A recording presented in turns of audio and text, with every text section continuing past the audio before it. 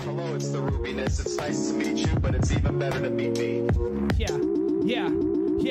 I said my final evolution is a super boring person with a hurtin' to go bald and rock my dad's cap. Got the past back and I've been studying. Floozy sense of nothingness is fading into understanding. I'm banging and my knuckles hanging low as I saunter along. I'm that nigga, young queer, stomping till I soften up to many figures. I bought up a shoujo on my own note. Took a photo to control those feelings of losing it all on a rhyme. I stop on a dime like XJ9 ship and I design ships for has-been hotel stands on TikTok. I scroll till noticing them all powered views. Now how interesting.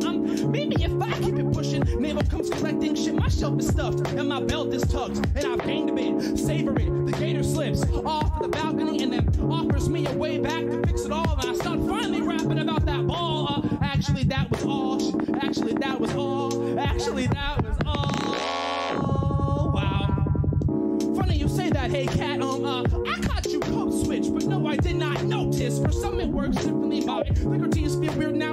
Stiff and green the way that I see this. People be keeping it real now. Oh, die, epic stuff. I'm a clear local legend with the cold classic application. Stamped by many brethren of the unsung. You can call me the dumb one if it gets me in the square. Navel always second guessing, cutting off my hair. And maybe that's the motive. I scripted the opus on a chrome ship with chrome tabs and gold lips. Die, and again I'm chronologically saved past the grave on a bad day. And I sang what my dad says. Dear God, I hate to be a tattletale, but the white man is killing again. Hey, dear God, I hate to be a tattletale, but the white man is killing again. Hello, this is what it would be like if I got into a rap battle with a Nintendo GameCube controller. How old are you? Oh, I'm 12.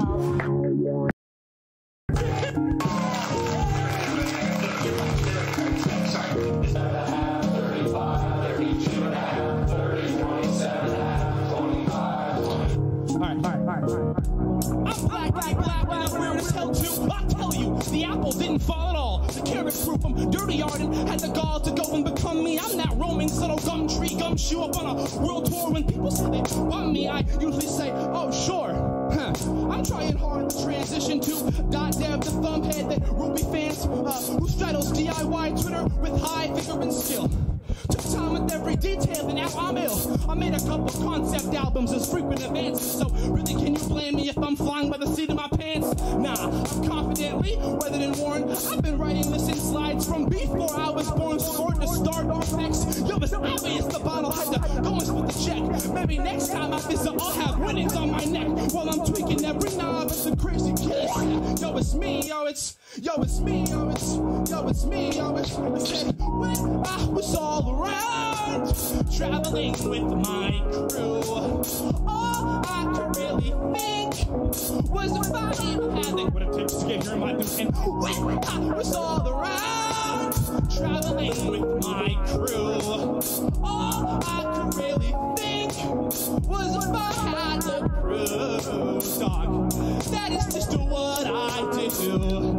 Sure, we should all go and delete Facebook, but what'll happen to non-denominational emo and where their pay took? As I said, this nigga's coming collecting. I'm clearly intersecting and ceasing up all my gestureness. At least for a second, it's the baby elephant. One more minute in the river with Tarzan, the tragic tan storm man with the Johnny mnemonic flow. The Bugly and Mario Watcher is on break, so I'ma take the opportunity to take their place up. The Bugly and Mario Watcher is on break, so I'ma take the opportunity to take their place up.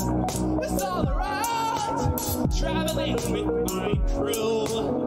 All I could really think was if I had to prove, and that it's just what I do.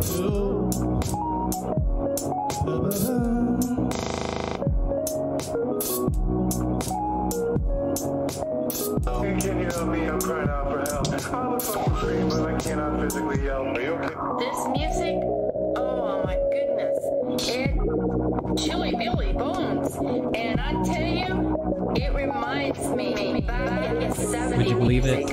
Oh man, this is chilly Billy Bones. The party people are already here. Kitty, thank you so much for the raid. Hello, everyone, and welcome to Nerd Gaze, your intersectional pop culture roundup. I'm your host, Courtney Love. With me tonight is Tabius Doss and Riva Yeker, two of the coolest people that you have not met yet. Lito says, "Sup, nerds?" And a "Sup, nerds" back to you. Tell them, say hello to the crowd watching at home. Hey, what's What's up? All right, let me get these captions looking better. I'll put them at the top. You're supposed to change the category. Fuck. What's the category? Is it Sable still? It's the game is Sable still, yeah. Who cares, man? Here's the thing, and here's a pro tip for anybody who's streaming out there and is playing a game with a toxic community. Not that there's a toxic community in Sable, but just don't change your category. Don't. Or just keep it on Animal Crossing, and you should be good. There's not toxic communities over in there. Oh, not that. So, we were listening to the album Epic by Pink Navel off of the Disposable America Bandcamp. If you're interested in hearing more from them, I'm going to drop a link in the chat. Twitter says otherwise? Interesting. Oh, I don't know. I don't know what that means, man. But the people are here. And I'm just going to read chat, so I'm going to take this chat off the screen. Sorry, so many moving parts here. We haven't done a nerd stream in so long. I'm so happy to have you guys here. Hey! Vaughn's here. Rivka's in the chat. That's Frick Playson. MJ says, Tobias, I haven't seen you in ages. Is something different? Or have I not seen you in forever? Haircut. Haircut, seasonal depression, you know. Dude, same. All of the good stuff. Yep, there's a reason why it's abbreviated to SAD. Vaughn, you were always welcome on the show. You're always welcome on the show. The last time we heard from you was about the second shot of COVID, right? And we haven't heard from you since. We thought you died after the second shot. We didn't think that. We did not think that, no. And now we're on a group chat together. Oh yeah. Rivka, tell them about the group chat that we started. I don't want to make Tobias feel left out, but it's like a Chicago. I made like a nerd group in Chicago. I would include you if we're here. I swear. I just wanted people to go see matinees with, and like now we're all going to C2E2 together. Tobias, it was so fast. Rivka just mentioned C2E2, and then everybody bought passes. Yeah. Have fun, y'all. Have fun. There are some people here in chat whose first stream of mine was a Nerd Gaze stream. Oh. Does anyone remember the topics we were talking about? I don't know. We've always just talking shit. So now you're what are your fans called? The Santana? The Santanas. Mm-hmm. Santanas. Courtney fan club. Yeah, and they had decided to stick around. Good for them. They got great hearts in them. I don't know if they have the best taste, but God, it was like March. I think you were talking about Marvel TV shows. That's possible. Yeah, I think we were talking about WandaVision. Yeah. I can see that. Yeah, March definitely. But now we got new Marvel shit to talk about. Mm-hmm. Tobias, I want to know how that class was going. Were you still taking that like sort of oh yeah, dude. Programming boot camp? How's that been going? It's hell. It's hell. It's hell. I'm just taking an intro to computer science class. I dropped that shit so fast. Let me tell you, if there's ever been a me that's doing something for the money, it's this version of me, for sure. Yes. Yes, King. And I'm drained. I'm tired. Oh. I can't wait till December. Is December when it's going to be over? yeah, and then I'm gonna go back to my reckless life. But hopefully finding different jobs. No, I'm not. I'm not even changing my job. So this just tells you like this was a horrible experiment. But Wait, really? You're not I'm like? What are the positives? What are the pros? Please. It's harder to fire me now. That's it. It's harder to fire. Job security. Hell yeah. Yeah, like that's if you it. decide to get another job, though, like if you decide to do it specifically within programming, like you have more options now, don't you? Yeah. I mean, I'm like better at that. Like or like if I truly wanted to go get another job, I could. I just don't want to. This was not for like me getting out of a bad situation. I'm in a great place, honestly. Yeah. Hell yeah. This just has turned my life into something like entirely regimented. I'm like going to the gym now. Oh, you look good. You look good. Thanks. Maybe that's what MJ meant. I feel I was tired. gonna say you look fit. And I'm so tired, bro. Tired and swole. That's all you need. Structure, yes, not structure. Like it's not great. Like I want to go back to being able to just like do whatever the fuck I want. Oh my god. But yeah, enough about me. What about y'all? Fuck is up? Rivka, you want to go first? Dude. What's up? I'm also sad, man. Sad. Yeah, no. Life sucks. Fuck. Oh my god. I know. Chat, how are you doing? Yeah, how are y'all? Do you have No, can't make this a depression stream like again. I know, like, I know. like... I'm like sitting in my like purple light right now. I could do that too. Yeah, no. Thanks for the host. I went through a breakup, and like obviously breakups take a while to process. So it is still I'm in the process phase. Been accepting a lot of this conversation today will probably be about my obsessions lately, because when I'm single, I'm in obsession brain like 100% of the time. So like all my energy goes to what I'm obsessed about, and it's usually media related. Yeah. So we'll talk about that, and then yeah, I'm in some serious job insecurity right now. Same. So I'm looking for work. Yeah, finished my website, looking for work. Life is seasonal depression that also lasts all year round for me. Things are just kind of intense. It's happening all at once. Yeah, it's all at once, and I'm like dealing with some family stuff too, and like I'm watching just a lot of fucking anime. Like hell yeah. No, but it's not cool anime. I'm watching like rom-com anime. Like right. I love how alternative your like entrance to anime has been. We always revisit it every show, and I'd love to hear what animes you've been watching recently. Oh, Drop I the got names. you. Drop the names. Thank you for the host, by the way. I got you.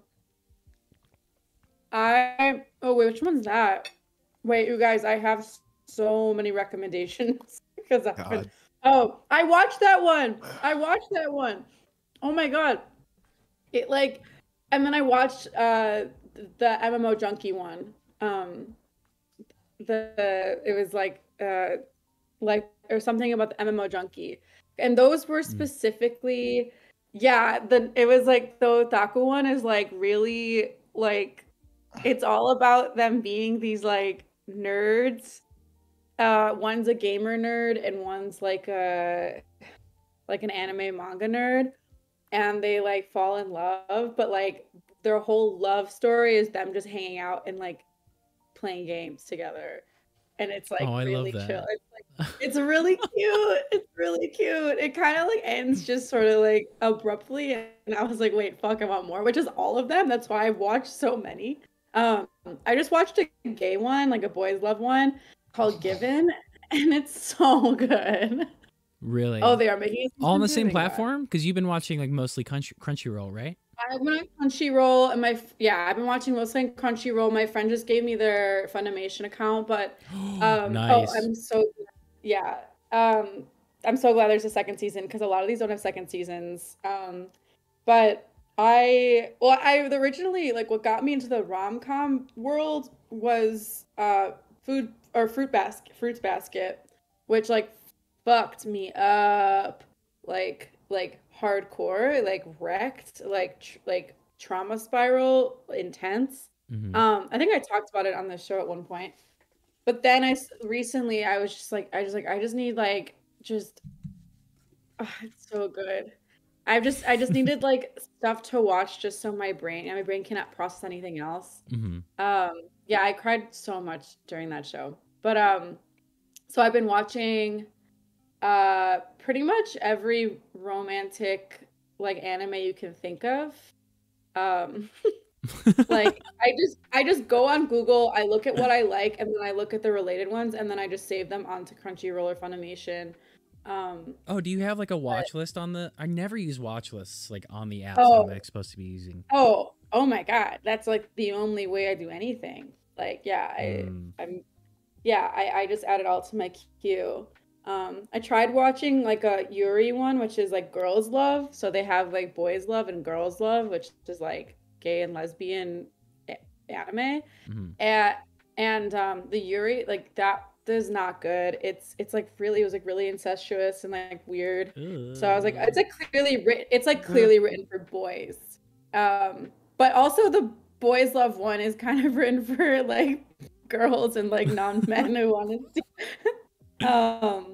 Yeah, but Jesus, I don't know. As like a non-binary queer person who identifies with like who really likes gay boy stuff, like it was like really fun for me.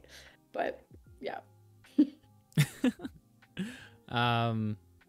That's great. We got a lot of fans of the same animes that you've been watching in the chat tonight. We need to talk.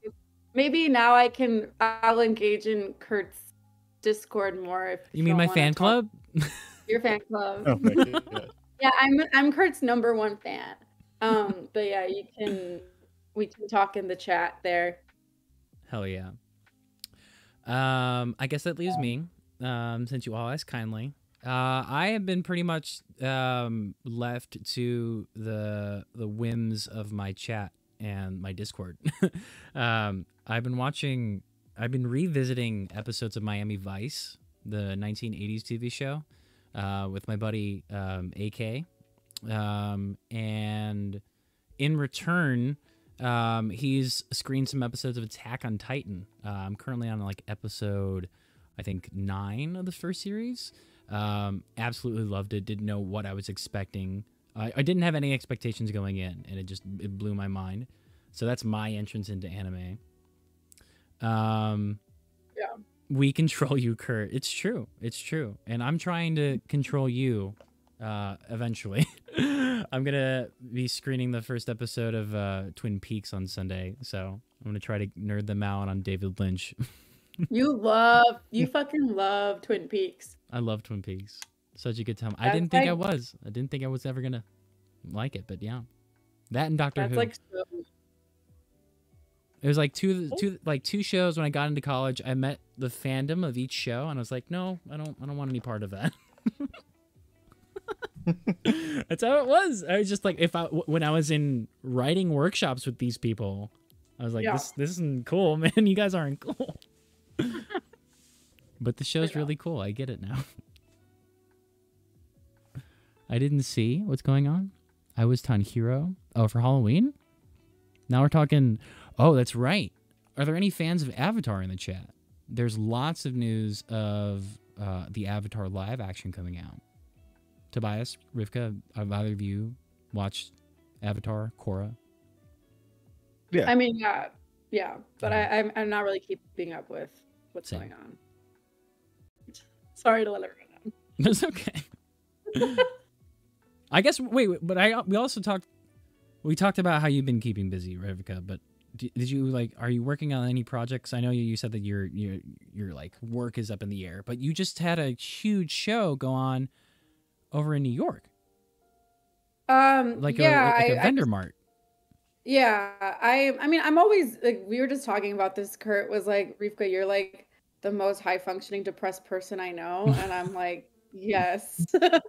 But I do a lot of things always, but I went to New York to put on like my friend's starting a business that's basically an artist market, both like in person and online, so that artists can like share gear and tools so that people don't have to pay. Like, let's say I want to get into, making music and I, need to buy a pedal or something, but like I don't quite know a lot about it. It's better to just go to a friend who might already have it for cheap or might give it to me as a trade.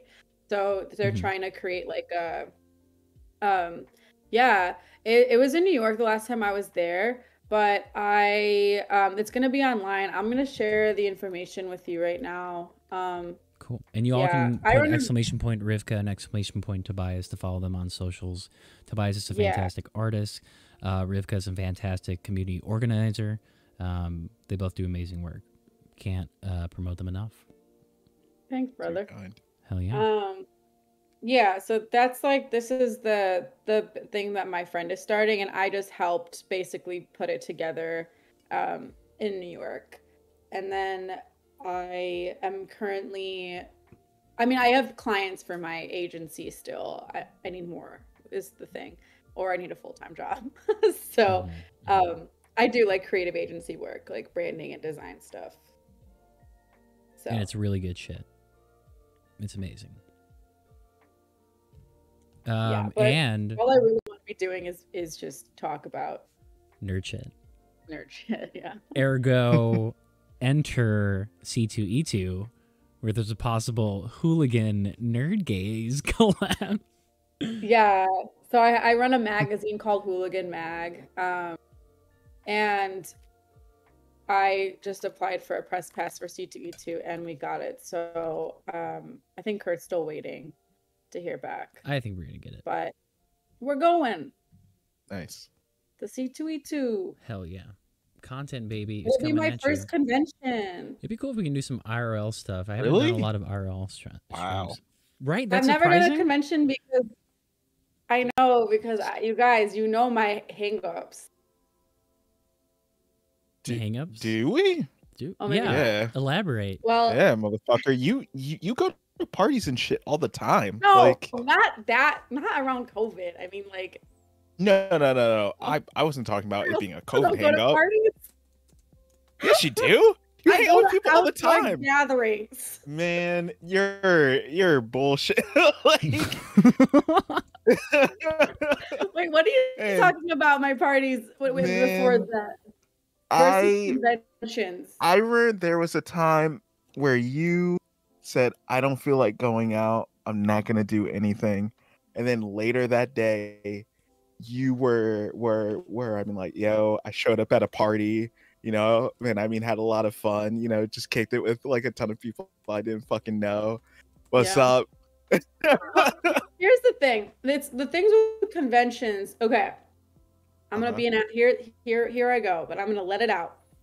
Okay. When I was in high school, I thought that was stuff for people in fandoms, and I was like fandom adjacent. Like I was like, I read lots of comics, but I'm like, my obsession in high school, like while I was reading comics, I wasn't in a fandom. I was very much in like a music scene. So the things that I was doing was like, I was going to lots of shows, festivals, like pop punk, emo, hardcore, that stuff. Like that was like my obsession in high school. And so when I got older and I went, started getting more into like fandom stuff, which I also am not a big fandom person, is the thing is I actually don't really like being part of a fandom. I like smaller offshoot conversations with people, but I don't necessarily like, I think it's my Aquarius moon. I'm just like, no, I'm different. Or like, but in reality, I've only in the last like year, I've accepted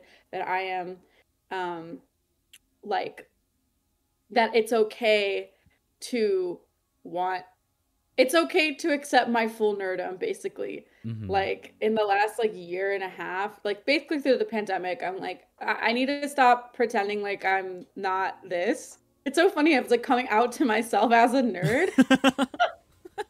Like right. And it's I feel like I've been able to embrace my own sort of nerddom too, because I just find so many interesting people here, like in the digital sphere, that don't like identify with the fandom. It's more of just like I'm just someone who happens to be a fan. Right. It's a lot easier to find people who have similar similar tastes rather than like, because a fandom like also comes with like beliefs. Like we have to keep the show on like this level of like like this is the tier 1, like it's like you go in and you automatically adopt tier lists as soon as you get in there. Like if you like this show, then you have to think that this is good. You have to think that that's good, you know. So right. And I honestly have no interest in ever like in any of my belief systems, in any of my identities. I am never one that's like this is the capital T truth and like this is all there is. I also like know too much about media from the inside to know that like trusting any kind of media 100% and like letting it be your life is actually like super harmful. And so like I just like know too much. So it's like I feel like I can't actually allow myself to fall back into the idea of a fandom. But I have allowed myself to like allow myself to be open and honest and like loud about the things I love, which are usually fandom related. Like now, you know, even anime stuff and DC, like you can tell I'm like often embarrassed about it. Like I'm embarrassed about, because it's not even that it's like nerdy stuff. It's that a lot of the stuff I love can be kind of problematic in that it's created by like white men, you know? And I get like, if we look back at my interests, I like feel almost like it's like deeper rooted. I'm like, am I just like, why am I in, you know, I don't know. I have some like stuff that come up for me that's like the people that understand me the most aren't queer people that I'm friends with, but it's like these like nerds on Reddit or something, you know? I'm like, yeah, it's that's a completely different confrontation, isn't it? You know, not just it's a weird. It's a weird confrontation. It's entirely separate from. No, actually, no. It's not separate. And this is the intersectional part of it, right? Because like the culture. Oh my God, thank you so much for hosting, everybody. You're so great. Let's get to the front page of Twitch. It's that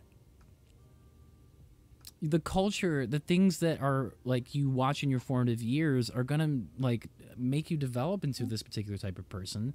And when you identify with, you know, different types of identity groups, there's still that innate sort of like whiteness that you kind of have to undo when you're loving all these things too. And you know, when you start experiencing intersectionalism, learning more about like different types of theory, you just realize like I still love these things, but I'm able, and it's because I love them that I'm going to criticize them. And that's just like it's not fun. It's not fun doing that. I think. Maybe it is for some, but it's just like it's actively participating in things that would just like help you get through life. Yeah, that's how I feel about Young Justice right now. I'm like very upset with it and like very annoyed by it, and yet I can't stop engaging with it. Yes, you can. Yes, you absolutely can. I have not watched Loki, haven't watched Shang-Chi, haven't watched Eternals at this point. Wow. I am so Vaughn, I am in my best. You, Vaughn. Me and Marvel are like so broken up right now. Okay. And I'm so good. Like I don't have anything to criticize because I don't know anything. And you know what? That's beautiful. Yeah, Shang-Chi actually that might be great. And you know what? Like, I'll finally maybe watch it now since it came out on, I mean, Disney Plus. Mm-hmm.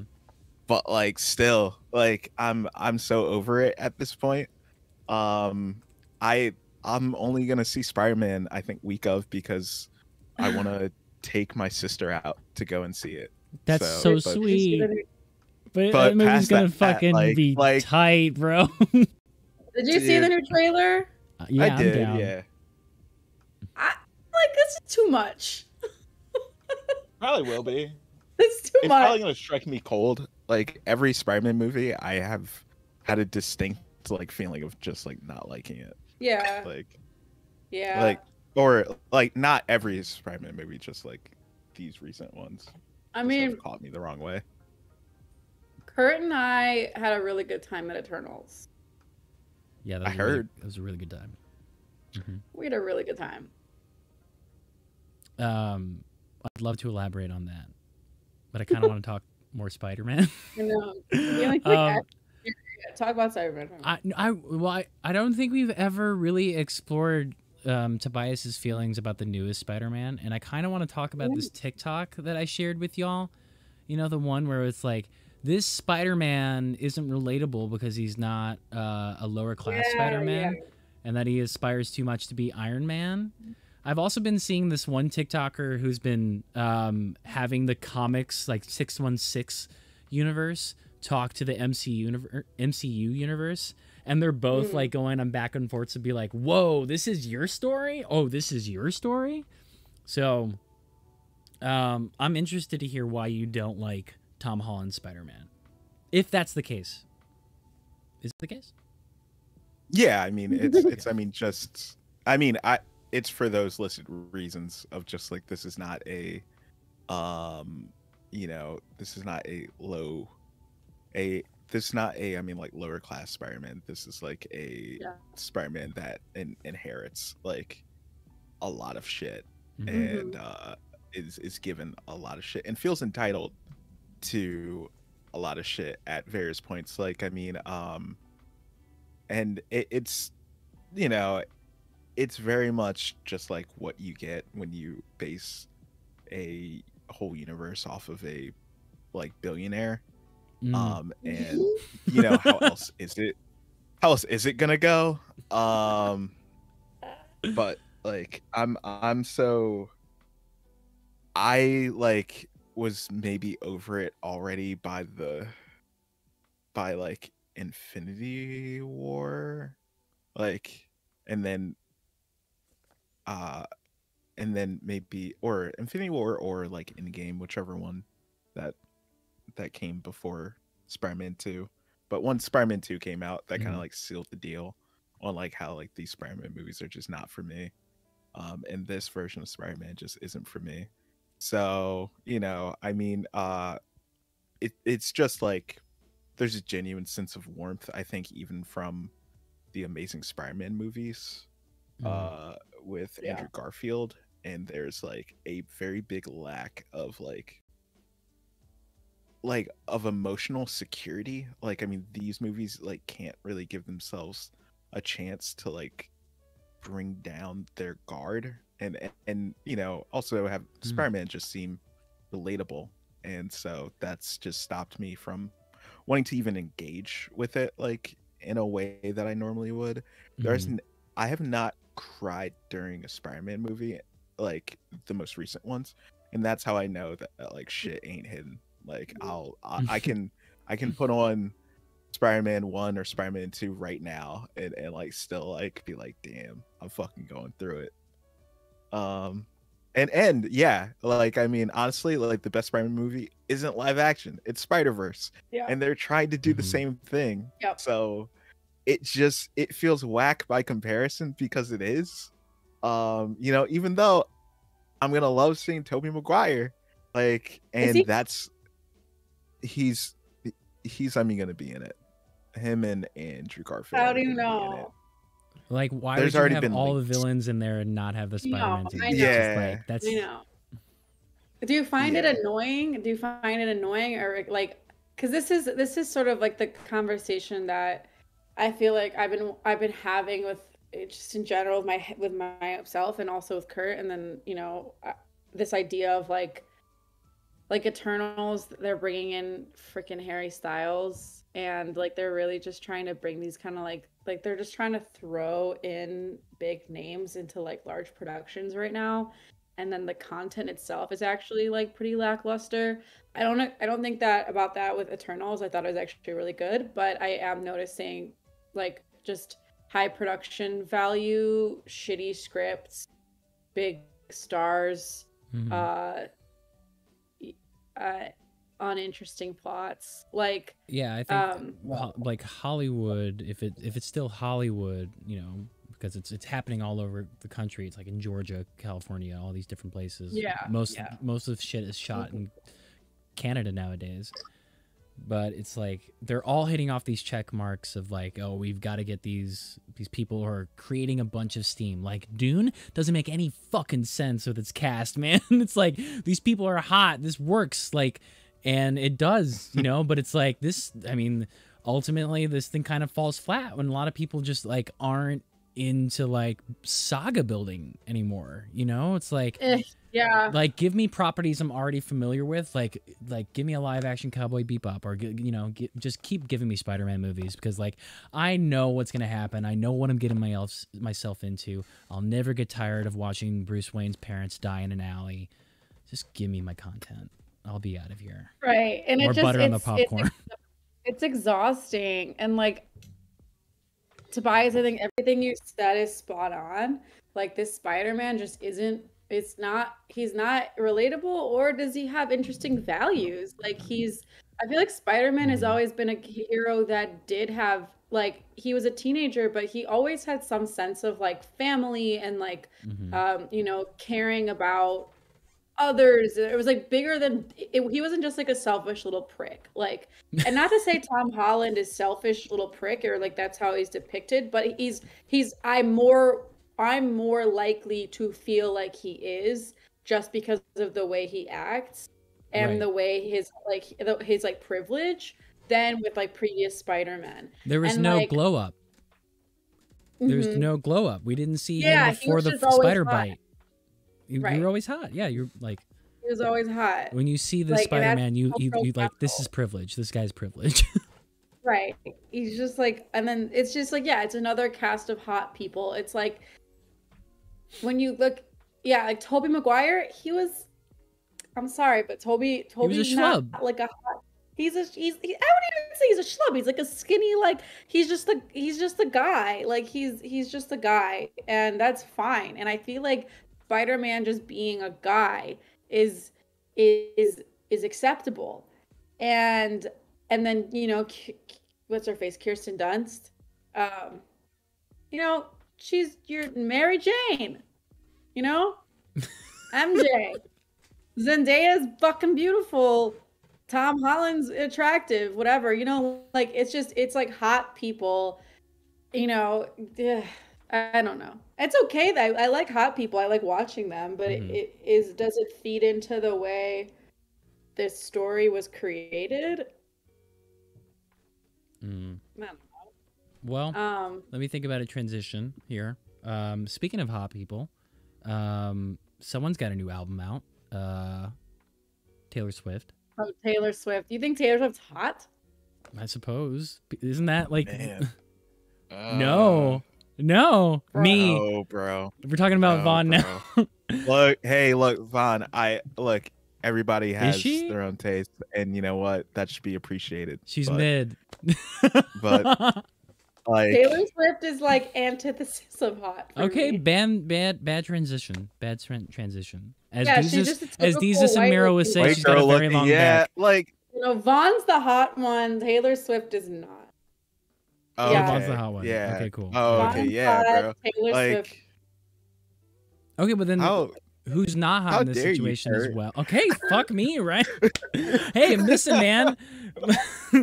We've been facing our whitewashed sexualities. Yo, man, I was never that down bad. Oh my god. Pardon me for being a sapiosexual and enjoying lyricism and making that. No, Kurt, no. Man, I was going through Hey, it. at least but he's got I my was never back. At least he's got my Taylor back. Swift going through Bro, it. I'm sorry. I'm sorry. Listen, Taylor Swift. Yeah. Yeah, man. No, my thoughts on Taylor Swift are not because I think she's hot. My thoughts about Taylor Swift are because I think she's creating music about love and fantasy addiction that is totally like brainwashed all of us for the last like what fucking like 15 years.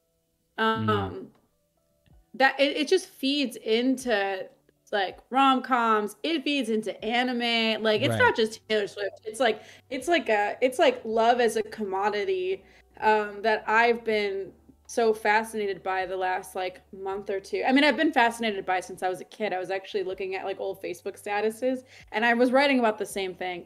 But the thing is that she like in reality, so if you didn't know, I've been in a hole of this. So if you didn't know, I'll give you the analysis. Okay. She re-released the album Red, right? She wrote that, or that came out around the time she was like 2021. And so 22, I guess, like from 20 to 23, like that, those years. So she was dating Jake Gyllenhaal at 2021. Jake Gyllenhaal was 30 years old. And so they had like a 3-month-long relationship, and he ends up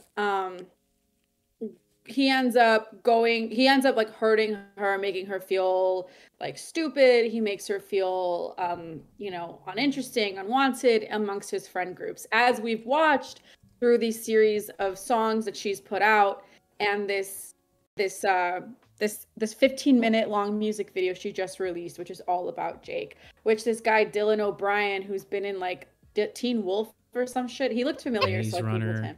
We got Dylan O'Brien. He was playing Jake Gyllenhaal. Yeah. And then this cute redheaded girl, right? And so this music video is basically this depiction of the way Jake Gyllenhaal like was awful to Taylor Swift. It's like clear, it's all about him. That's why all the news headlines are like, Jake Gyllenhaal, give her scarf back. Like there's a whole fandom of Taylor Swift. Like it's fascinating. I've been fascinated by it. Anyway, what I'm saying is that why would she release this freaking re-release this album and release these like 15-minute long video, and then another 6-minute long video that Blake Lively directed from the time she was 20 years old, 10 years ago. So she's 30 now.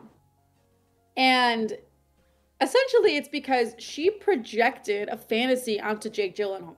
She projected an entire idea of what he was supposed to be. And in reality, Jake Gyllenhaal was always a wealthy asshole. Like, he was never going to be like your Prince Charming. And her whole thing is she wants Prince Charming. That's her whole thing. That's been her whole thing since her first 2 records. And it's been her whole thing up until now. And she's 30 years old. And I have no idea. She's with someone now, her longest relationship. But the point is that Taylor Swift's whole thing has been she's just been dating guys for like 6 months at a time. And it like ends in this chaotic thing. She writes a whole album about it. And I don't think she should be villainized for it. It's mostly that I'm curious about like she's making an entire career on this like love and fantasy thing that has like totally convinced people that that's how love should feel, or like this like whiplash idea of love. Like that's what I'm trying to coin it as. It's like whiplash love. Like she's addicted to this idea of whiplash love. She's addicted to this idea of the one, or this like savior. Like that's all her music. So obviously I love everything related to love songs, love movies, everything, right? I understand and accept that like a lot of it is like fantasized and like fantasy. And she re-released. Yes, she's re-releasing also because she just wants it. She wanted to produce it, whatever. But it's more. But I do find it fascinating because it does.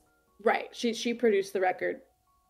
But I just find it fascinating because like so many young women and like young people were listening to this and then made it like believed that that's what love should be like. And like I have so many friends who are like, yeah, like Fearless like made me. Like listening to Fearless in middle school, like I broke up with my middle school boyfriend because he could never be, Oh, she had a bad breakup with the producer? Like they were in an I didn't actual know that. relationship? I thought they were just like they had a bad No, like Just like professional a bad. relationship. Okay. I thought the producer. It's not Dr. Luke, right? No. Business, yeah. Business. Here's the thing. Before I think we get into like problematic territory, and I'd like I think that's the challenge of tonight, to talk about this without disparaging like her work or like what Yeah. we're not I trying have to my yuck anybody's opinion. yum tonight, but it's like Right. I think the thing that makes this so complicated is that it's really built in the context of her now and when it was released as well.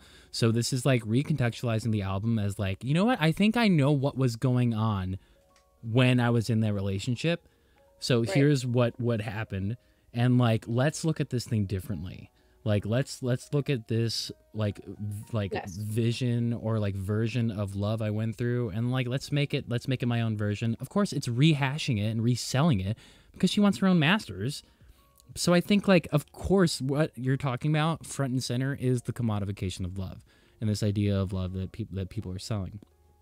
And I think that stuff is really pervasive in a bunch of other in other types of content. Yes. You shouldn't emulate your life by listening to this music, is what you're saying. Right.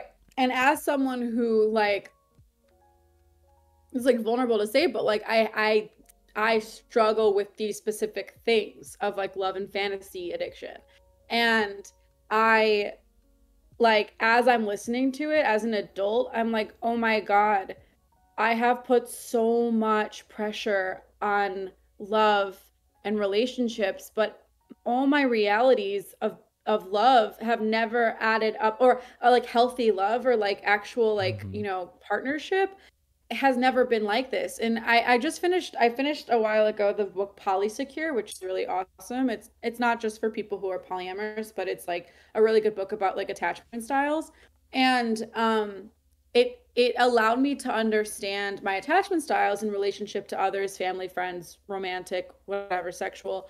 And what's interesting about it is that I'm able to discern this idea of falling in love versus choosing to be in a relationship. Like, I think that a lot of the Taylor Swift whiplash love, you could say the same thing for anime, you could say the same thing for rom-coms that we grew up on, you could say the same thing for pretty much like many of the ways the love is depicted in media, that falling in love takes away your agency, and then choosing to be in a relationship is like your autonomy, and like that's how you're deciding that. So I like what you said about Taylor Swift going back and deciding that she wants to re-release the 15-minute video specifically about the way she sees the situation now.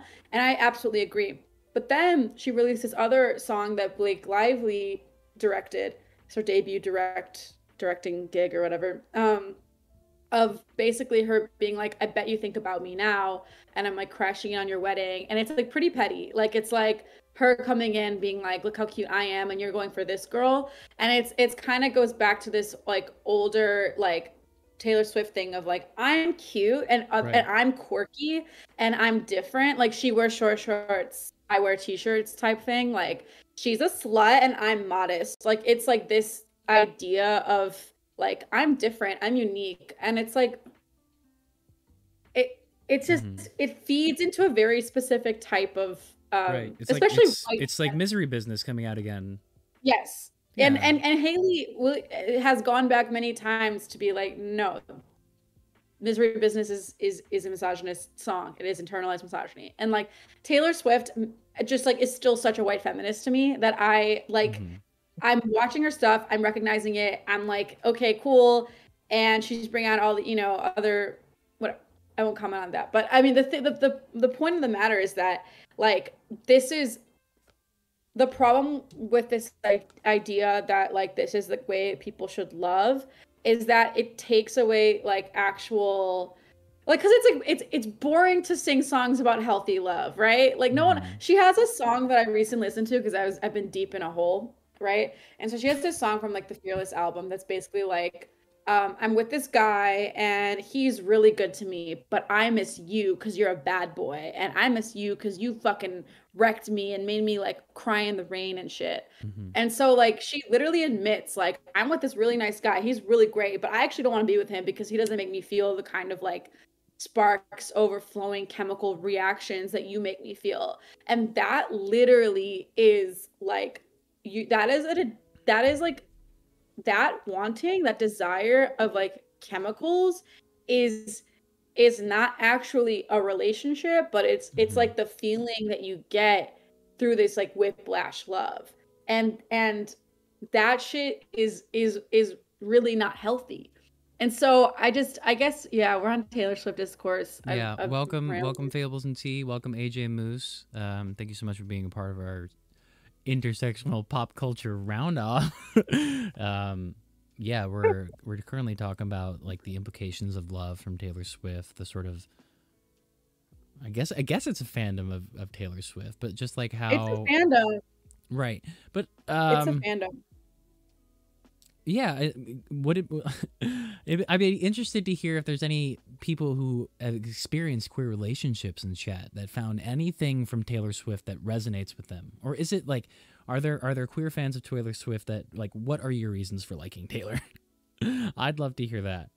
Anytime there's a fandom. Oh, go ahead. I mean, I could tell you, like, yeah, people are like, oh, Taylor Swift is gay because she yearns, and I'm like, all right, it's. I mean, like, straight women yearn too. It's not like, yeah, a lot of queer people really like her. I literally, when Fearless came out, I was like at the perfect age. So I was into it. I was trying to get along with all my, I listened to like really intense, like, I like kind of listened to scene music as a kid. So I was listening to like a lot of like screamo and like metal and stuff, and I wanted to feel like I fit in with my friends, so I listened to Taylor Swift for them, and I like listened to Fearless, and I actually got really into it, and I like loved it as a 13-14-year-old, and then I stopped listening to her because it didn't really, yeah, like I wasn't really resonating after that. But the thing is that it's very specific for a very specific type of person, but there's like queer people who are like, well, she yearns so hard for whoever, you know. I'm like, dude, that's like, I'm sorry, but that's been a thing. Like, straight women yearning for unavailable men is like the biggest trope of all time. Like, I don't know why we're saying this is a queer thing. Like, it's not. I mean, we like, yeah, I don't know. Yeah, I'm looking at the chat right now. Right. Yeah, I think I'm not into like her. I'm holding back my opinions about how I feel about her music, because I don't like it. But I think folklore was trash, and it was trying to be like an indie rock album without the substance. Okay. You just said that you were gonna hold your you're gonna hold your tongue. God damn it, Rivka. All right, let's hear some things from the chat. I'm so sorry. How about we all shut up and listen and listen. I'm sorry. You can love what you love. Yes. I just like. Okay, Elise in the chat says it feels like a humble brag, and I hate it. But like all our songs are, you broke my heart. I'll never get over this. And as someone who is usually the ender of relationships, I'm like, what? I don't get the appeal. AJ Moose says I've never used to like her until the 1989 album and Folklore album. Very into it. I like her now, but I wouldn't say I identify with anything she sings because I'm a gay white cis male, but I guess her yearning for a guy, I get that, but I'd say her Folklore album is a lot more gay than other albums, and I refuse to believe any song is straight up hetero. Folklore is everyone's fave, apparently. I'm sorry, you don't have to apologize, Rivka. You're saying your truth. I love indie, so it really resonated with me during the 2020 summer and fall. Are y'all taking calls? In the chat? What? Can they come in? They're in the chat. No, they want to come into. If they came in, then I'd have to change all of the video stuff. It's not happening. I'm sorry. I wish we were taking calls. Well, but I'm going to read them I off in the thought chat, that- and we're going to talk back to you, okay? I'm sorry. I wish you could. I don't really know how this works. It's all good. It's all good. I also started to like her when 1989 was released. I think 1989 is full of jams. I think that there was a point where I totally took her out of my brain because of how like white feminist she was being, and I just thought she was acting stupid. So I was just like, I'm not even gonna give your music a chance. So like I think that was a moment for me where I was like, after Kanye, when Kanye fucking took the he takes the cake. He like, you gotta love Kanye, right? You still love Kanye. Like, I'll never forget that. But yeah, I don't know. Taylor Swift is it's like, why do we spend so much attention on this like random white girl? But like, I don't know. I do think she has a cultural impact, like hugely. I went on a big music video binge of all her music videos through this process. But the thing is a lot of her work is actually rooted in fantasy. Like she acknowledges that, which is interesting. Like a lot of like, I know she puts on like a pretty like a lot of her like Fearless and Speak Now. I think we're like the she's very impressionable on young kids. Yeah, exactly. Right. And so like that's the big thing. Yeah, her like concerts were like very fantastical. Like they were very like, I mean, even she likes to perform. Like it's really like Cinderella-y. She's very like, I'm unique, I'm Cinderella. You know, like it's that kind of thing. Well, that's why that romance is always going to be performative, because that romance is never going to exist. Like what? Like the only type of romance this exists in is when you're putting it on social media. It doesn't exist in the fucking courtroom when you're getting divorced and like all the grittiness that comes with all those types of love, you know? It's just like, it doesn't, where is the song about like group therapy, couples therapy? Where is a song about like joint custody, right? You know? Like, right. AJ, also I want to say, what's Fables and Tea? What's your name if you want to say your name? They're Hannah. You can call them Hannah. Hannah. Okay, so I love what you said. We grow older and we realize how toxic some of her songs are. Yes, like, which is really having me think about like current. So I'm a group leader for like Jewish queer teens right now, and they sent me their playlist of like what they're listening to, and there's like Machine Gun Kelly is on like a few of them, and then there's also like different. There's kind of like very intense. I Am Weed. I have a whole ass other thought process about that, but we'll leave that for another day. But yeah, I've been like really interested in like, I mean, I listened to really toxic music as a kid. Like I was listening to like white guys scream about how much they hate their ex-girlfriends because they decided that they didn't want to be with them anymore. You know, like I was listening to like, I'm so sad. You know, like and we still listen to I'm So Sad. I still listen to that. You got in my car and I was listening to Fall Out Boy. So like that's like very much, which I also blame those motherfuckers for making me the way I am now. Yes, there will be a Megan Fox MGK episode of Nerd Days. Of Nerd Days. No, there won't. There won't. I'll have my own show. Tobias, you're just gonna finger touch while we talk about MGK. I got thoughts. I got thoughts about the pop punk revival, I swear. And then we're gonna have to talk about Travis Barker and I got thoughts. Avril Lavigne signed to his record label. Like I know what's going on. And so the thing is like Jack Antonoff, yes, is a fucking genius when it comes to white women pop music. Although the new Lorde album sucks ass. I don't know. I don't know. She's a call for help. I think she's trying to get out of the music industry, honestly. But like Carly Rae Jepsen is like, I like adore what? Dude, I got like you got the hot fucking takes tonight, Rivka. You think I'm ever gonna hold back? Because I'm not. And so the thing is, you're so brave.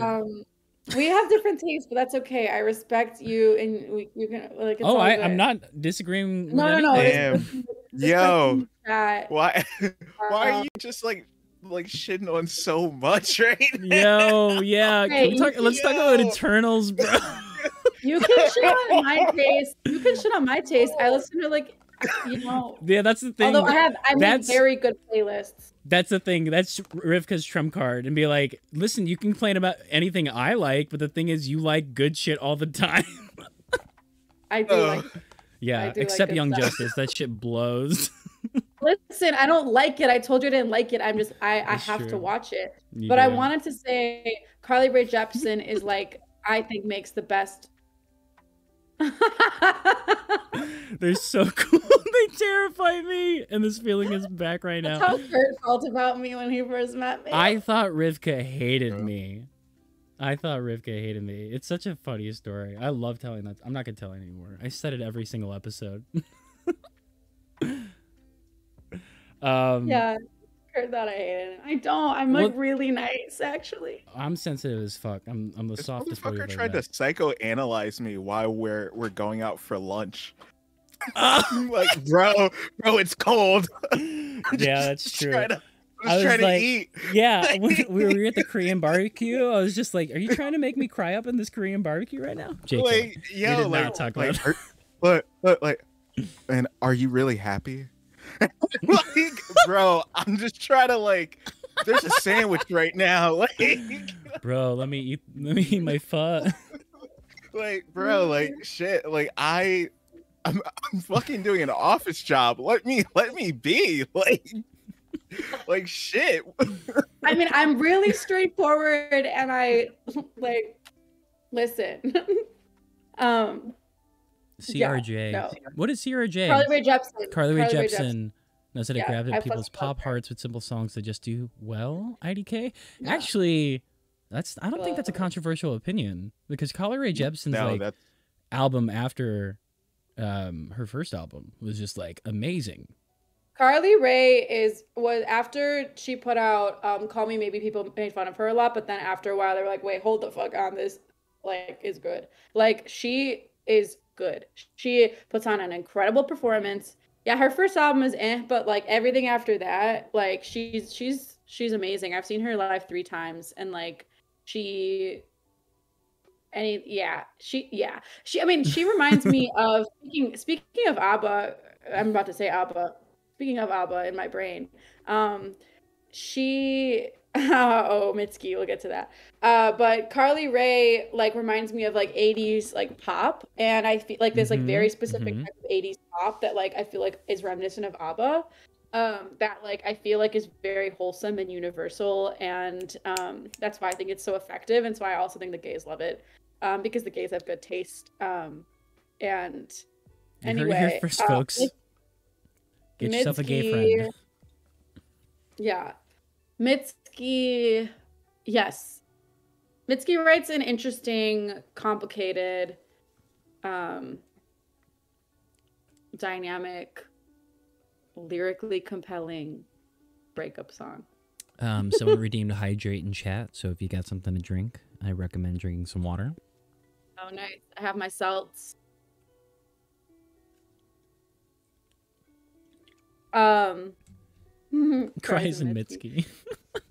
Anyway, that's my pop culture hour. Thanks. That's not all we got to talk about. Motherfucker, you just talked about Taylor Swift for like 20 minutes. Oh my I feel God. like I feel like this just gave me like, I don't know, like a flush. Yeah, you were in it. You were in it to win it. It was incredible. I know, I go in the black hole. Yeah, I'm gonna clip this entire thing tonight. Oh God. Yo, I know some Taylor Swift stands, so I'm gonna definitely have them blow up your shit real quick. Yeah, we're gonna wreck you tonight. Get ready for some inboxes. Yeah, bro. Listen, I am like incredible at backing up my Queer opinions. With backing up your opinion. You did that pretty much all tonight. Yeah, you never said any lies. I can back it up, and I will affirm you. Oh I'll my always God. affirm my opponent, but I will also say my Okay, truth. valid. You're wrong, but That valid. makes sense, and I can see why you think that. All right. Let's move on. Let's move on. Cool. What do you want to talk about, Tobias? Y'all talk about a movie I haven't seen fucking Eternals, I guess. You want us to talk about that? Something you haven't seen? No. Here's what I want to talk about. I want to talk about how you've been playing games with a sibling of yours that's pretty younger. How are they experiencing gaming, and like how is it different from how you experience gaming? Bro, they want to be sweaty. They want to be like good, like extremely good, because like you see Esports. just like extremely. They want to be competitive. Yeah. Okay. Yeah. Damn. While like I just never was that. So which like I play ranked and stuff, and I like being competitive, but like it's never been a part of my like personality. Mm-hmm. So, you know, seeing a like 16-year-old kid like be just like kind of like upset because like we didn't like clutch, like just like fucks with me. And wait, what are you all just playing? Not me. We're playing Apex Legends a lot. Yikes. So like, you know, we are in it. Yeah, dude, we are in it. Like and I'm like a plat player, so I'm like okay, but still like just that kind of like get upset when you lose shit has never been for me. And I just like, it's a thing that I'm constantly like trying to push back against. Like, what would be the whenever we play. ideal like grown-up gamer? Like how can you be adult about gaming? You know, what's a healthy relationship with gaming? Play 2 hours a day at most. You know, play at a nice maybe be me. at the latest 10 o'clock, you know. Maybe, you know, no gamer words uttered. No, I gotta say pog. I gotta say poggers. And no. P-pog. Whenever I say gamer words, there's a really funny like tweet that like, or Reddit chat or something of where like it was when PewDiePie fucking said the N-word, and like That bitch said the N-word. He's not canceled. Yeah, no, dude. PewDiePie like said I'm the fucking N-word, and he was good. But someone said like, yo, they're trying to take away our gamer words. And that shit was hilarious, and I've never fucking forgotten it. So anytime someone says the N-word, I instantly think gamer words. Gamer. Wow. Gamer words. Like, yo, like crazy. Like how white people love to take culture no matter what is crazy to me. But like, yo, like they said, nah, see, that's not racist, that's just gamer words. Damn. Come on, man, what the fuck are you trying to do out here? That's still a thing? Huh?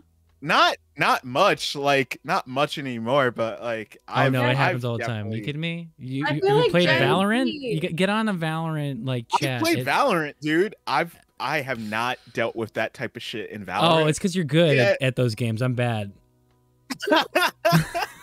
I mean, dude, I they played saw the game of Overwatch. they saw Santana and they ran with it, dude. They're just like, go back to your fucking country, get over the border. You fucking like, wow, dude, it was rough, dude. And my boy Connor, who was playing with me, he's just like, shut the fuck up. He's my best friend. I was like, dude, Connor, should we just stop, dude? Like, this is like not fun for me. Like you're getting more riled out of them than I am, dude. And he's like, dude, why don't you play this game? I'd be like, because I'm dealing with this shit over here, dude. Yeah, bro. Wait, this is wild because I feel like Gen Z is so like anti this that I feel I like don't think this is the case. I don't think that's the case. You're looking at like Ooh. You're looking at liberal you are looking Gen Z at the TikTok. good ones. Yeah. Like I mean you are looking you are around good kids. Yeah, like, I mean they're queer kids, so like the ones that I'm leading or whatever, like yeah, they're very like trigger warning, dude, like you know. Yeah, but like nah. Even then, like a lot of those games, like there's not just Gen Zers playing. Like there's I mean like 30 30-year-old dudes that are like angry as fuck that like they didn't win. Why is Um, gamer culture so toxic? Because what else do they have going on in their lives? yeah, dude. I mean, this is just like, it's not even just like gamer culture. Like that's like gamer culture is bad. Like, but like so is comic book culture. Like, I mean, like comic book dudes are like abhorrent. I know that's why I'm like always embarrassed about the things that I like. But like the thing is like Eternals, if we are going into it at all, like had really not great audience reception. And like if you look at the cast, it's a predominantly like people of color cast. There's like a main character who's a gay man who's married with a child in the movie. Like there's like all these ways that like these comic book supporters or lovers are gonna be mad at the ways they think that it's just like Marvel being like PC or like hyper fixated on identity, but it's like actually like really compelling, fascinating, like interesting characters that like are actually interesting versus like, I don't know, I think all the Avengers are kind of boring. Sorry. No, you're right. You're right. You haven't said anything wrong tonight. Thank you. So essentially, for anybody who doesn't know what Eternals is about, who's not familiar with the comics, it is basically the centuries-old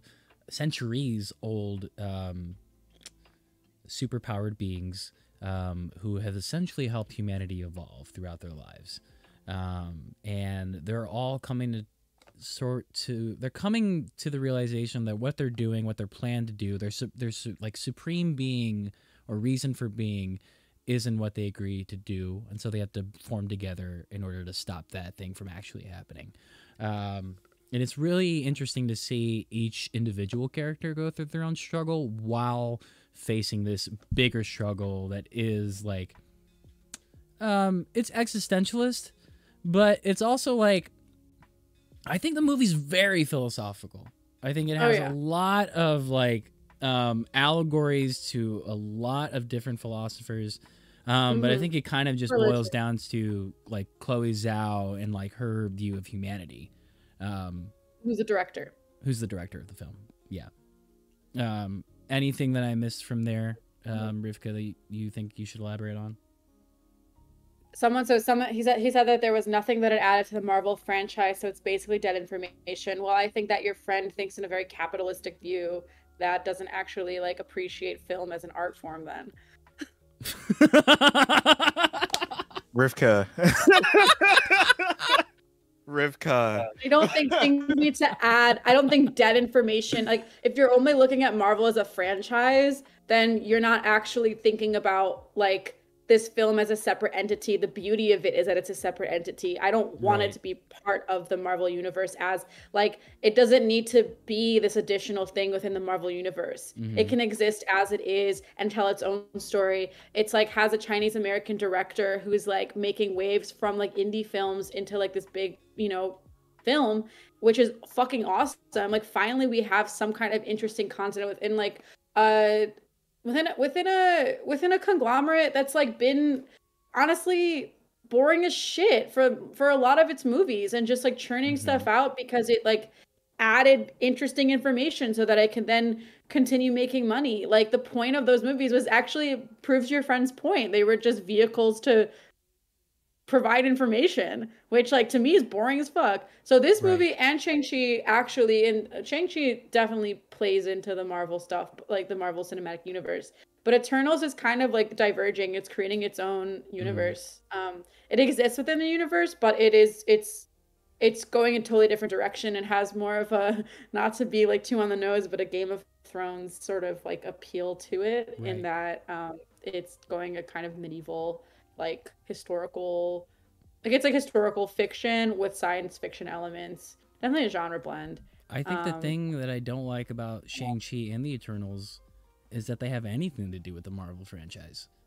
Right. I think like they are amazing creation myths, create their own insular sort of like folklore that is just so fascinating, and I would love it if they just didn't have to like coincide with the Marvel franchise on its own. Like Sure, they can live in the same universe. I'm totally fine with that. But I don't know if like these characters are gonna get better or worse if they interact with other characters of the franchise. You know what I'm saying? Yeah.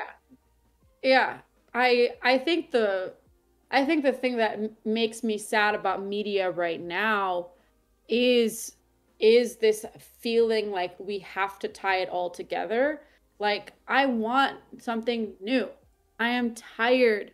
I am tired of remakes and adaptations. Like, I want new ideas. The thing that I liked about Eternals is that, yeah, it's extremely philosophical, and it takes it takes science fiction tropes related to like artificial intelligence and what makes a human, and also what is like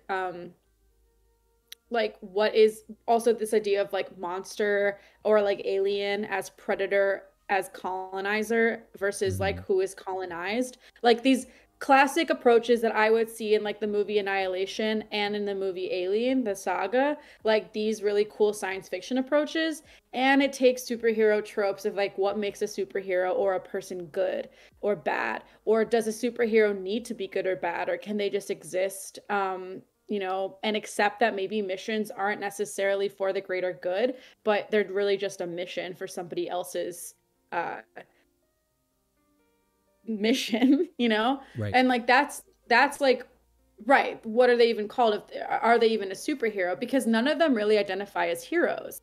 A lot of them actually, and I think that's why the audience reception was not great. I know a lot of you in here like it. I really liked it too. I'm assuming the audience reception equals white men. But like, I think that a lot of the people, because I'm trying to understand, I'm trying to get my head around why, other than like, you know, blatant racism, homophobia, but like, I think also people don't like the fact that these people, though it's a superhero movie, are very much accepting the terms. They're very much confronting the fact that they're not necessarily good, and then they're not necessarily bad either. And that ambiguity really freaks people out. It like really feeds into this idea of like, I'm going to use some really philosophical phrasing here, but like ontological restlessness of like your state of being is like totally disrupted.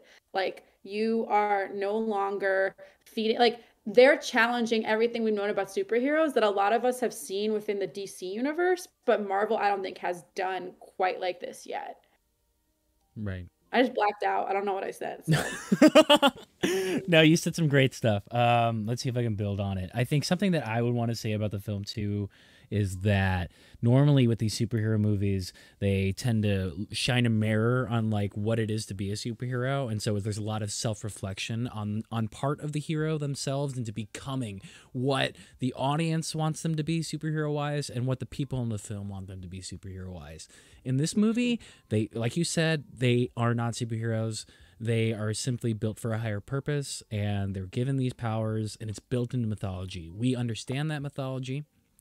The thing that's being reflected upon in the film is humanity and the role that we play in all of this mythology, because there's not a good sort of depiction of humanity throughout this film. There's a character in the film called Druig, which if you're familiar with the comics, he is a mind manipulator. And throughout the film, the biggest conflict throughout this character's like life is that I can't stop humanity from making their mistakes, and it's like it's what I want to do. I know that they can do better, and even Faustus, who's like this inventor who wants to give them amazing technology, they're telling him no. Like the whole team is like, no, they're not ready for it. If you give it to them, they will freak out and they'll kill each other. But they do that anyway. Right. Like that's the thing, is the reason why Faustus gets so he basically denounces humanity. He's the gay black character where I won't tell you the details, but he basically goes and like, you know, he wants to have his own family and like just be separate from the Eternals, because he's like, I've given up on humanity. I create these inventions for them. I give them these things they're supposed to be for like the greater good and for like progressing, and then they just end up being weapons. And so he ends up being like so exhausted by humans. And Druig, his whole thing is like, I could save these people. I could brainwash them into just dropping their weapons and then just realizing, wait, like I think what he does, like, because we don't actually know what he tells them. Like what he does when he like mind controls them, we don't know. You know, he could be saying something as silly as like, bro, life is meaningless. Why the fuck am I in a war right now? You know, and that would drop all their weapons. Like that would make me drop my weapon. Like, why the fuck am I in a war right now? You know, like it's that's the thing is he's like, I would do anything to just save these people and make them stop doing this shit. Why do they keep doing it? But what's fascinating about Druig is that he ends up basically becoming a cult leader because his savior complex gets in the way. And he wants to, like, his whole thing, because he himself is flawed. Like, he's like, humans are these, you know, pity creatures. Let me just tell them what to do and how to be, like, how to be good to themselves and for their community, and I'm gonna decide what that looks like. And so he ends up being a cult leader, and so like it's this sort of like, it's like this irony of like, you know, free will is sort of the beauty of humanity, and it's what allows us, like, consciousness and free will is what allows us to be human, but it's also what destroys us. Right. And so it's like this, it's this balance that Druig himself can't like accept, and a lot of the Eternals can't accept. Yeah, that having a consciousness is what allows us to be awful and incredible. It's like the eternal, you know, like freaking dilemma. It's the eternal human dilemma.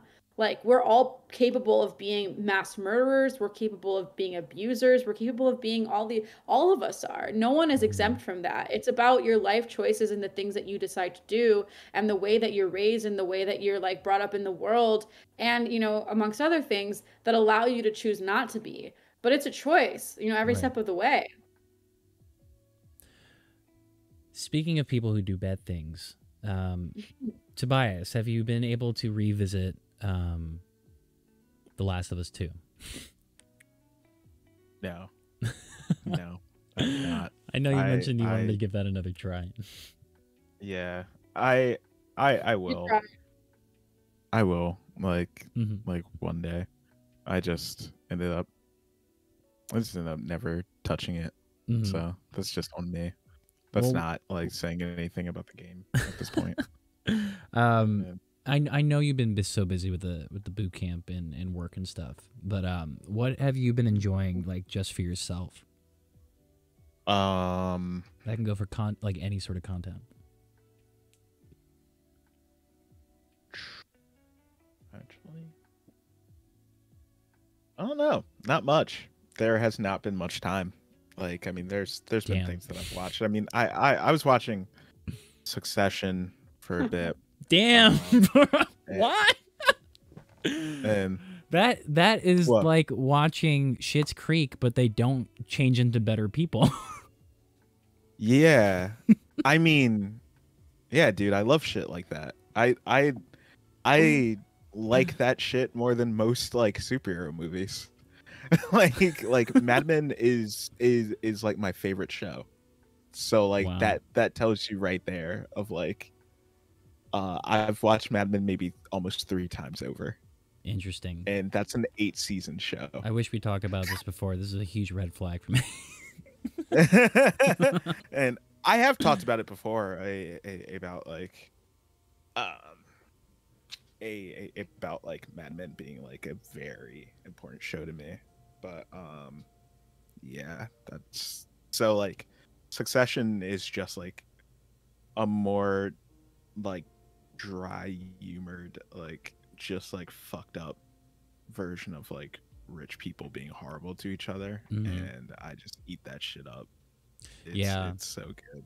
I'm like on episode 3 because I mean each episode for me is just like, it's so, I wouldn't say powerful, but it's just like, oh, thank God. Like, thank God my family's dysfunctional and like a less capitalist way.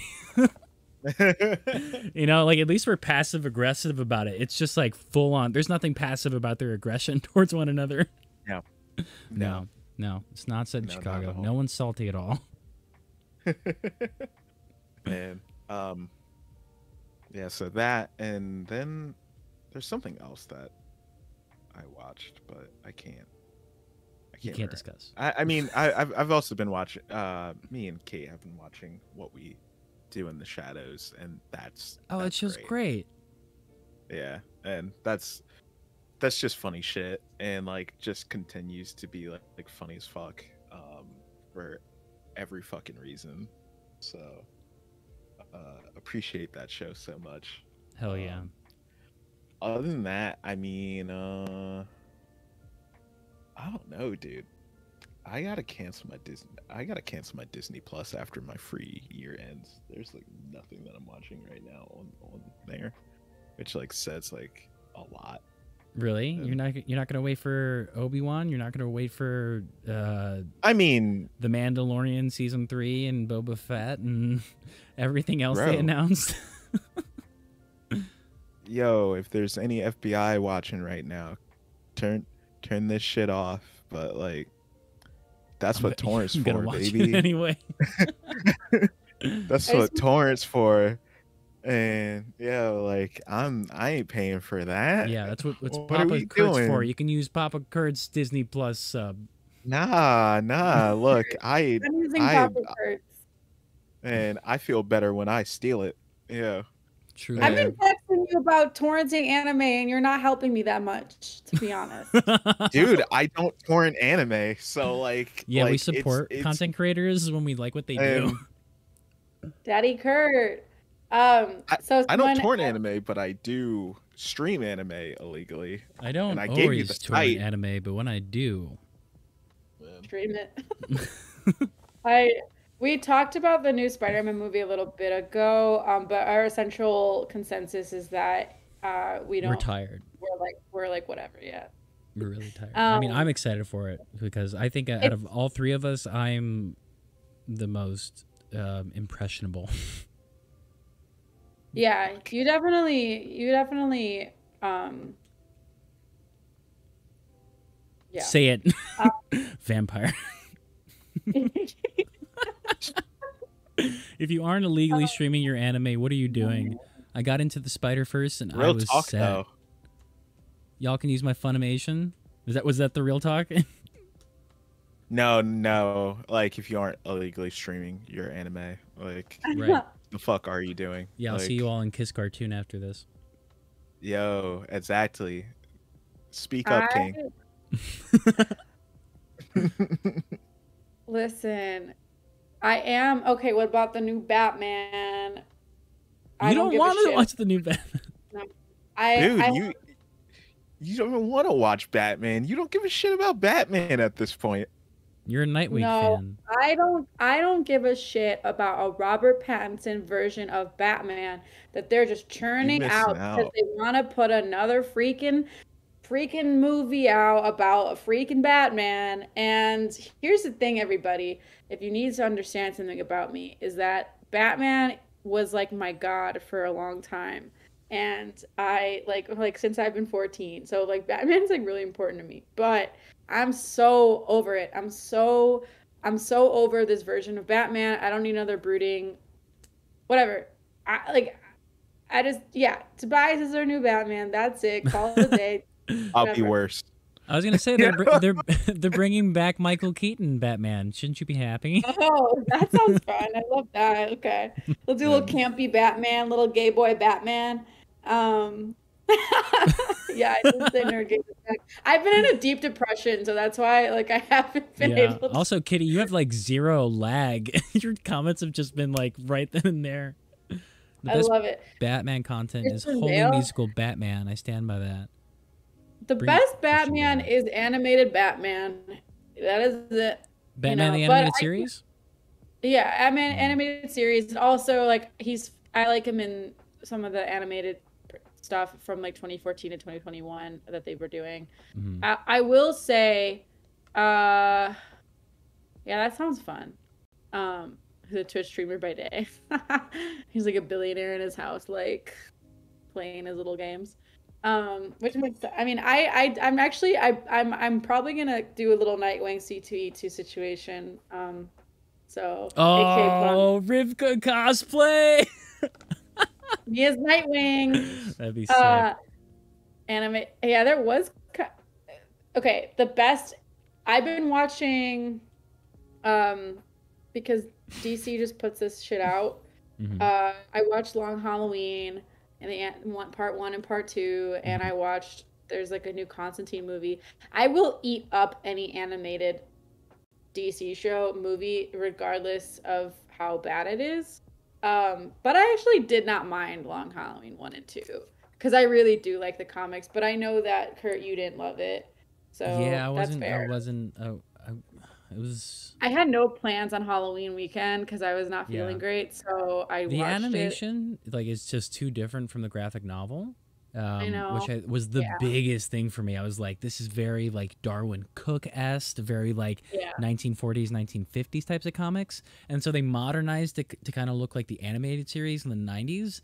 And I just wasn't feeling the story because the story itself is really good. But the whole point of the Long Halloween is literally, I think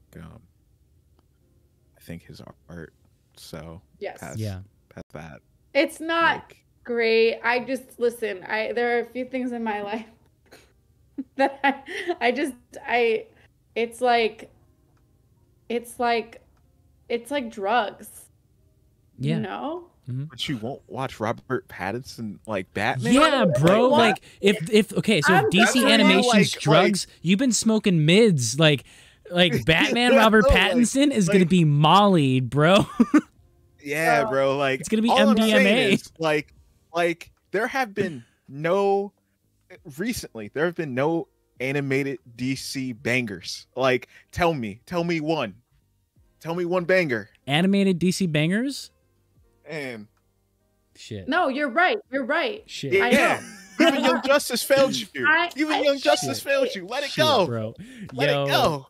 I'm waiting for Harley Quinn season 3 with the dude. Robert Pattinson freaks me out too. I do not like him as Batman. That's kind of why I want to see Batman. I want to see the fucking nightmare. I want to see. This is the most interesting Batman I've been in years. Yeah. He looks really not good in it either. Like I think Batman. Yeah, I want to see unhealthy Batman. I want to see close to. Yeah, I want to see unhealthy Batman. I just don't think he's the vibe. This is breaking barriers. Yeah, he's gonna get rugged. Don't you worry. Daddy Bruce Wayne is gonna show up. This is him, like Daddy. I need Daddy Bruce, and I need him to be there. I need him to not be this. I need him to stop giving me like these like brooding ass. They're giving you disheveled. The cameo of the Robert Pattinson meme, the one who was just like this.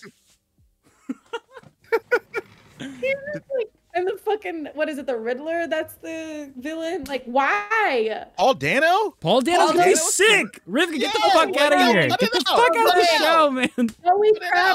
Zoe Kravitz as Catwoman is the only saving grace. Man, you're wilding out right now. Yeah, you're bro. This was made for you. This was made for you. Jason Momoa as Batman is what I'm talking about. Although we can't have Zoe Kravitz as Catwoman if we're doing that. You want Jason Momoa as Batman? Someone recommended it, and I agree. That would be hot. I'm down. Or Oscar Isaac. Oscar Isaac is Batman. Come on. Oh, come on. Throw him in. That'd be hot. It would be. I'd be too distracted. I want that. I'm over this. Like, if Oscar Isaac was Batman, I'd want the nipples back on the suit. Jesus Christ. Well, who is okay? Courtney is Robin. Okay, but I'm Nightwing. I'm the original. Yeah, you can be Nightwing. Oh God, does that mean I don't want to be Damian Robin though? No, you're Tim. You'll be Tim.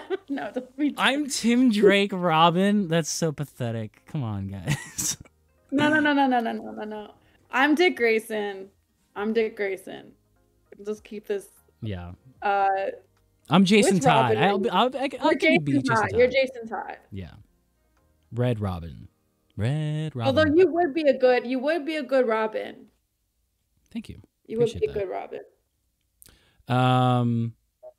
Fables wants to be Poison Ivy.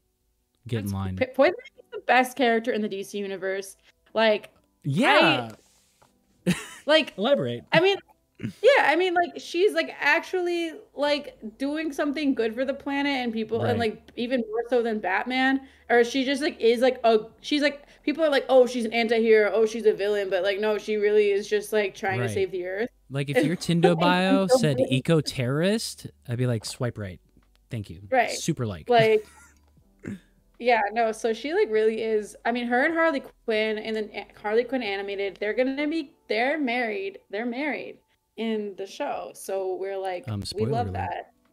Oh yeah, I mean, yeah, but thanks, man. Yeah. Bro, I was like, gonna that finish should've that. I wasn't able to catch up, bro. Yeah. Yeah, bro. I'm look on forward episode to 3 of it. season Look 2. forward to I would it. look It's forward to fine. it. I love that you said that. forward. I love that you say that because I am very much am a Right person now. where like if people spoil things, and I like spoiling things for myself just so that I could look forward to something. You know? Yeah. Like that's why I stopped watching Walking Dead. I was like, motherfucker, they're gonna kill this guy? I'm out. You're gonna kill Glenn? Fuck this shit. Fuck this shit. Listen, John Bernthal as God. This is a thirst Yo, list. you keep asking for a hot Batman, and I Right. want you to stop. You were Like- just talking like- about how like, you don't we were want just Spider-Man to talking be about, hot. like- Now you're asking for hot Yeah, Batman? like, Like, yo, you're something's asking got to for give hot the here. Batman. one Like- person I like- want to be hot. Man, like there's other things out there. Like you like you can ask for Dick Grayson to be hot, like, but like you need to leave that in alone. Okay, Like, you're right. yo, You're right. You're right. You're Robert right. Pattinson looks disheveled and looks like shit. Let's go. Yeah, bro. Man. Yeah. Yo, the I don't seasonal watch- depression I don't king we watch need Gotham. right now. You don't I watch don't Gotham? watch any live action Batman. I don't. I'm not into it. Who mentioned Gotham? I can't. I don't like seeing actors as Batman. I have like a weird thing with it. That's just why I'm struggling with Robert Pattinson. I like him to be this character that exists in comics or in animation, and I don't actually like seeing people make him real because I don't know. I have a thing with that. I think it would be really problematic if you watch Gotham because you're talking about Bruce is sexy right now and he's literally a child in the show. Okay, well, Yeah, you should they're not all watch the children show. at some point. I also think like Dick Grayson was a child at one point. We were children at one point. Like, Right, but you were a teen liking another teen, and then the teen grew up, and then you, yeah, You're I think it was right, just you're like right, you're it was right, at the you're right right. time. This would be problematic because he's literally 12 years old in the show. Lex Luthor, but make him hot. Like, honestly though, Lex Luthor probably is hot. Bro, here's what I'm saying: Lex Luthor should be Billy Zane. You guys know Billy Zane? Oh my god. Why did they make Lex Luthor like a nerd every time in the live action? Oh, bro. Billy's- So here's Okay. what I'm actually thinking that what's his face from The Social Network? What's his name? Jesse Eisenberg. He was kind of perfect. You really thought so? Because Because I hate the dude. Like I hate everything he does. He's like the perfect Yeah. hateable actor, which I guess makes him a good Yeah. actor. But like Yeah. I think that's why he made a good Lex Luthor. he is, yeah, he's a good Lex Luthor. I won't disagree with that. He was like, hello, Clark Kent. Yeah, that's like so his vibe. Did you see that Batman and Superman are married or gay together in some like version of the story? What? There's a universe where we got gay Superman and Batman? They're fucking, Are you talking about Midnighter and Apollo? I don't know, somewhere in the world. There's a Batman and Superman who are fucking. In one of the 52 universes. Yeah, people are like, did you know that Superman is Jewish? And I'm like, the original creators were Jewish and he had Jewish origins, maybe, but like it's not really a thing. I don't know. I feel like there's so many different universes now that it's like we're all just, that's why I'm like, I need to finish writing my little Nightwing, like my little like comic book, and then throw it into the DC universe so then I can also be part of DC universe. There's got to be more Jewish representation in superhero culture. Queer Jewish representation. Not I just have the like Hebrew hammer. right, and well, Harley Quinn is actually technically Jewish, and also, and like queer Jewish immigrant representation and whatever. I have I have thoughts and ideas. Yeah, I'm writing a comic. If you want to be in a brainstorming session with me anytime, you can hit me up on Kurt's Fantana's Discord channel. Hell yeah. Put exclamation point Discord in the chat and you can join us in our conversations, which hardly ever happen. Yeah, I'm writing about ancestral healing. So if you want to be in my brainstorm sesh, because these are the only two people I talk to about it and they ignore me half the time. Wait, we've got comics around us, right? Like you have comics where you're at, Rivka? Uh-huh. Tobias, you got comics where you're at? Yeah, what? All right. Yes. I'm going to redeem something that people can redeem in my chat, which if you're not following me, what the fuck are you doing? There's a channel point redemption here called Show and Tell, and it's when you can choose vinyl, a comic book, or a video game. I'm choosing a comic book for us. We're going to take like a 5-minute break. We're all going to come back with a comic book that means something to us and then talk about it. Does that sound okay? Damn, what the fuck? You're just about to throw that on us like that? Yeah. Okay. Let's do it. All right, we're going to be right back. Minutes. All right, everybody, do not leave this because it's going to be interesting. Go do what you have to do and be back at 45. Do we need 5 minutes? I feel like I can just walk. My bookshelf is right there. All right, cool. Whenever you get back. Oh, you already put it on quiet? Yeah. No, they can't hear you anymore. You have T-minus 30 seconds, they say. All right, I need a second to find mine.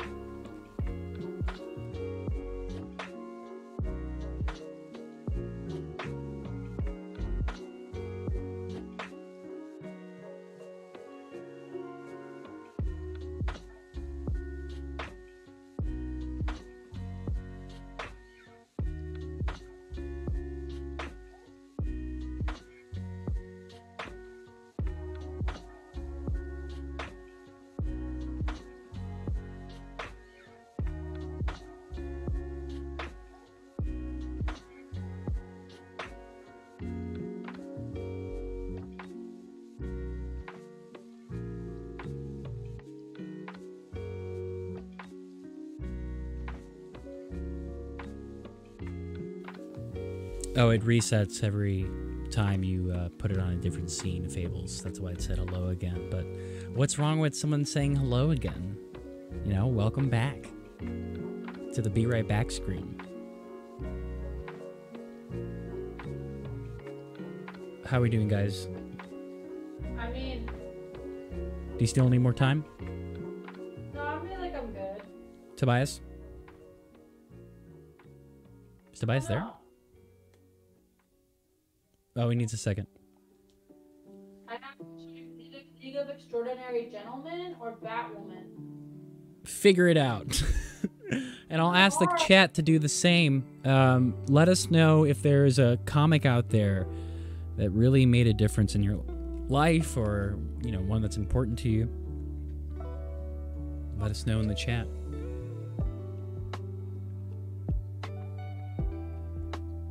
No, that's what we were talking about. We were talking about the cat saying hi again. That's my Capamon. When the Capamon comes on the screen, it resets. I'm talking to the chat. Can they hear you? Yeah, they can hear me. Oh, can they hear me? Yeah, they can hear you.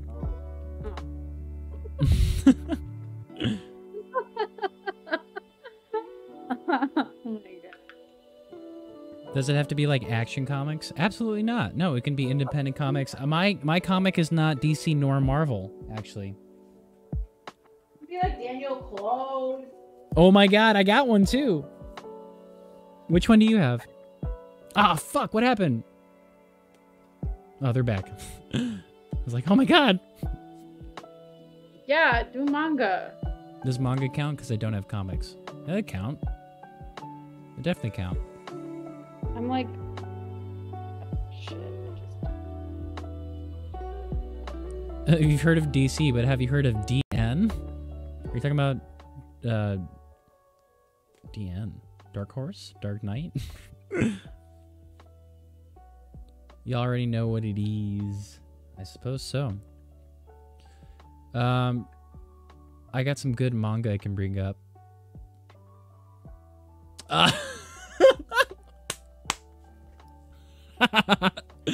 Nice. At least you really got me with that one. Can someone time out Mossov, please? All right. Rivka, you ready to go? Sure. All right, you go first. I brought freaking Batwoman because I didn't know what to do. So this version, there's not many versions. It's the Greg Rucka and J.H. Williams III with Jock and Dave Stewart. It is, Batwoman is gay and Jewish, and she is really cool in this depiction of her. Any other representation of her, especially in TV, is shit, except for the animated like movies. Like, she's really cool in Bad Blood and like some other animation stuff. But yeah, she's pretty awesome. You can't see much. Well, that was kind of a cool one. Yeah, it's pretty awesome. I don't know if you can see, but some great artwork. It's really gorgeous and like a really fucking awesome story. She's really cool, and they pretty much stopped it one day and never picked it back up. Right. So it's pretty upsetting for me because a Jewish queer Batwoman probably was not making a bunch of sales for DC. Yeah. Yeah. But she's actually fucking cool. Fucking cool. Yeah. Don't let the TV show convince you otherwise. Yeah. I haven't seen the new 52 run. I haven't seen the new season. I don't watch it. What's Rise? Did you never read the new 52 run, the first 2 volumes? The new 52. I did read the new 52 run. I've read. There's really not much. Like, there's this, and then there's the new 52 run, and that's it. And they like just stopped putting out more. Bring it back. Yeah. So yeah, but she's cool. Yeah, but it was Anyway. Well, that actually makes me want to watch the newest season of Batwoman, because there is a black woman playing Batwoman nowadays. Mm-hmm. So that'd be interesting to watch. Tobias, do you want to go next? Do you need more time? No, I don't need more time. I'm honestly probably gonna shout out to one. I'm going to say is, hey, don't buy this book. Don't support one of these creators. Like, and that's totally cool. And because he got outed after got outed not as a sex pest, but just being a weirdo. So Southern Bastards is dope as fuck. One of my favorite comics maybe ever. I didn't know this. Written by Jason Aaron and drawn by Jason Latour. Also written by Jason Latour. Jason Aaron also did the Thor comics, or wrote the Thor comics with Assad Ribic, and that is a amazing run. He also did the Jane Foster run of Thor. Oh, sick! Yeah, Hell so yeah. Really great writer. Jason Latour, used to be cool artist, got kind of like, for lack of a better term, like Me Too'd. And so, he has not made any new work or anything for like the last year and a half, maybe 2 years. And even then, Southern Bastards was already had not been touched for so long. I think it stopped, not on a cliffhanger, but it just stopped out of nowhere because they weren't doing any more work on it. But did honestly, it happen maybe when was it an ongoing series and then the stuff came out and then he stopped working on it? No.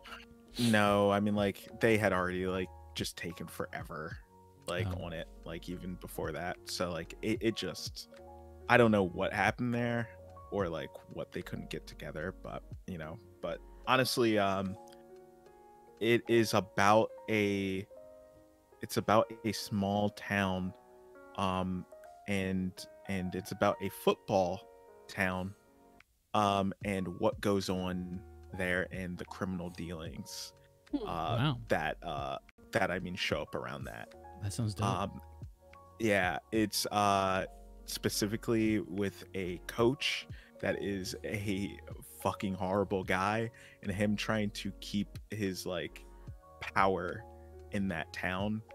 And it all depends on how well the football team does. Wow. Yeah. And I mean that's just one of the characters, but like past that, like it just there's one issue that deals with some other characters, and I'm not gonna say who they are just because it would spoil it, but it's maybe one of my favorite single issues of comics ever. Wow. What was the imprint? Is it an indie comic? It's Image. And yeah, and then the other one I'm about to shout out is a two for one special. Prince of Cats by Ron Wimberly, and that is pretty fucking cool. If my I'm sorry, my whole like filter is like blocking out, but Prince of Cats is a Romeo and Juliet story. But it is from the point of view of Tybalt. Whoa. And yeah, and it also specifically is in like 80s New York with like black samurai. So it's like one of my favorite just like comics, and it's something really cool and special. Hell yeah. And Ron Wimberly needs to make a follow-up, but he never will at this point. But like Prince of Cats is like one of the coolest things, and I appreciate it being in my collection. And I think this one is actually stamped out of 300 by him. Oh, damn. Specifically. Yeah. So like so it has some sentimental value too, as like a collectible too. Yeah. And This is awesome. Hell yeah. Yeah. Okie dokes. When my mom had cancer, I didn't really know how to like deal with it. I didn't really understand what it was. You know, I didn't even know the nature of the disease itself, and I couldn't really like tap into what she was feeling at the time. And then I was into comics like around the same time that she got diagnosed, and I heard about this comic book writer named Harvey Pekar, and I saw a movie called American Splendor, and it was about a comic book writer, because he couldn't draw for shit. That's the kind of the cool premise of the movie, is that he would make friends with these really cool artists, and they would help him make his comics. And I liked how he did it. I liked how he worked, and he ends up getting cancer in the film. Like he does in real life. You know, it's like part documentary, part actual movie. And so I ended up buying like some of his comics. One of them I got was Our Movie Year, which is the comic he made, or the comics he made while they were shooting the movie. And I thought that this was a really cool like behind the scenes look at what, you know, an artist is going through when like their art is being like made by a third party. But at the same time, you know, he's talking about going through cancer, because he eventually did die because the cancer came back, or maybe it was a heart attack, I think. So I think just the perspective on life and the way he just depicts American culture is just beautiful. If you really like Terry Clowes, you're really gonna like the art that's in this book, because, you know, he gets different types of artists, and like the physiognomy of people is like, it's grotesque in a very realist way that makes it beautiful. You know, it shows you laugh lines, it shows you, you know, like mustard on people's faces, you know, like things that you like can't shave off with a razor. It's real to me. And so yeah, Our Movie Year by Harvey Pekar is my favorite graphic novel. It has a big sentimental value for me. Wasn't that fun? Yeah. I feel like we should do that more. We should. Have you read Black Hole? Charles Burns? I have not. No. I feel like you would like it. I'm gonna write that down. Yeah, it's fucking beautiful too, but it's intense, but it's really good. He's an artist. I'll send you his work. Thank you. But yeah, any final thoughts before we sort of cap off? It's been 1 hour and 55 minutes. We used to do this thing called a rosebud thorn. Are you guys still into that idea? I don't know if yeah, it was kind of like we kind of got to like dark places whenever we went there. So I think it's because we were doing it like in the peak of the pandemic, you know. So rose, bud, and thorn. So it was like the rose would be what's beautiful in your life. What's beautiful in your life, the bud would be something that's growing, something you're excited about, and then the thorn would be the thing that would, you know, it's part of something beautiful, but it still hurts. So, not Citizen Kane, no. So I guess like let's go around and talk about something we're excited about. And I guess since like Thankstaking's coming up, something we're grateful for. And I don't know, a fun fact about yourself. We are introducing ourselves to people, so let's do that. All right, Rivka, go first. Yeah, you go first, Rivka. You got a smile on your goddamn face. All right, go first. Yeah. I never know what to say with this shit. I like talking about myself is really hard. You would think I like doing it, but I actually don't. Well, my rose is. I thought we said we weren't doing that. Oh, we aren't doing that. We aren't doing that. No. Fun fact. No, like, what are you excited about? Just something you're that you're excited about. What are you excited about? I'm excited about romantic anime. And I got stuff on the queue. C2E2. C2E2. Yeah, I'm gonna be. I'm also gonna watch Yuri on Ice, which is another. I've been saving it. It's another boys love anime. Yep. Gay as fuck. It's like an ice skater one. I know, I'm really excited. So yeah, if you watched it or you like that stuff, you should hit me up on the Discord. When are you gonna watch it? I don't know. You should watch it in the Discord. Okay. Could do that. That's fine. Yeah, if anyone wants to join me, I could do that. Yeah, hit me up. Friends. Friends. Friends. Yeah, I live alone. I could make it on Discord. I have a Funimation account, so I wonder like what that looks like with copyright laws, but I can stream it. Hell yeah. Talk about it later. Details later. We got Firefox. Right. We're good. Right. Right. Yeah, I don't know. Mostly excited for TV, excited I don't know. Life is hard lately, but yeah. Hell yeah. TV. If you need branding help, hit out Hooligan Creatives. Check out Hooligan Mag. It's hooliganmag.com, right? Yeah, hooliganmagazine.com. Hell yeah. I've got some pieces on there. I've got some interviews. Yeah. Rivka helped me get into streaming, really, because of some of the first interviews I did were for Hooligan Magazine. So, thank you, Rivka. Yeah, no problem. Tabius, you're up. What are you excited about? Honestly, just decided to play some Halo this week, man. Hey, did you get a chance to play any of it before? The drop happened a couple nights ago? Monday. Yeah. I played a little bit before this call. That was cool. And you know what? I already played the alpha that came out. So I already knew what I was going to be getting, but feels clean.